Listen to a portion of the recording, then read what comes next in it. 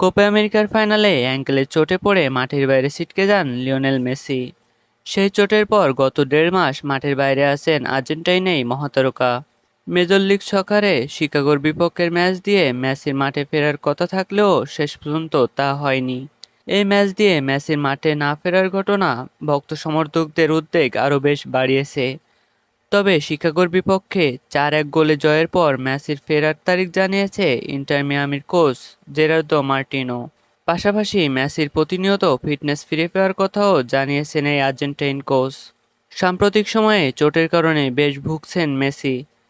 বিশেষ করে কাতার বিশ্বকাপের পর থেকে প্রায় নিয়মিত বিরতিতে চোটে পড়তে দেখা গেছে তাকে।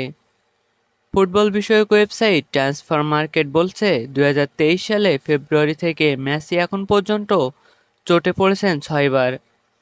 তবে এবারের মতো লম্বা সময়ের জন্য তাকে মাঠের বাইরে থাকতে হয়নি কখনো। লিগামেন্টের চোটে সব মিলিয়ে মেসি মাঠের বাইরে আছেন ৪৭ দিন। এর চেয়ে বেশি সময়ের জন্য মেসির মাঠের বাইরে থাকার দৃষ্টান্ত খুবই কম।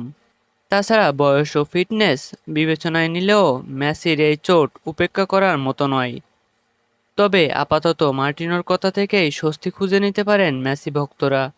তিনি জানিয়েছেন আগামী ১৪ই সেপ্টেম্বর এমএলএসে ইন্টার মিয়ামি ফিলাডেলফিয়া ম্যাচ দিয়েই মাঠে ফিরতে যাচ্ছেন মেসি। অর্থাৎ ইন্টার মিয়ামির পরের ম্যাচেই দেখা যাবে মেসিকে। শিকাগোর বিপক্ষে ম্যাচ শেষে মার্টিনো বলেছেন, লিও খুব ভালো করছে এবং অনুশীলনে দলের সঙ্গে সময় কাটাচ্ছে। আমরা ভাবছি যে এই ম্যাচে সে আমাদের সময় দিতে পারে।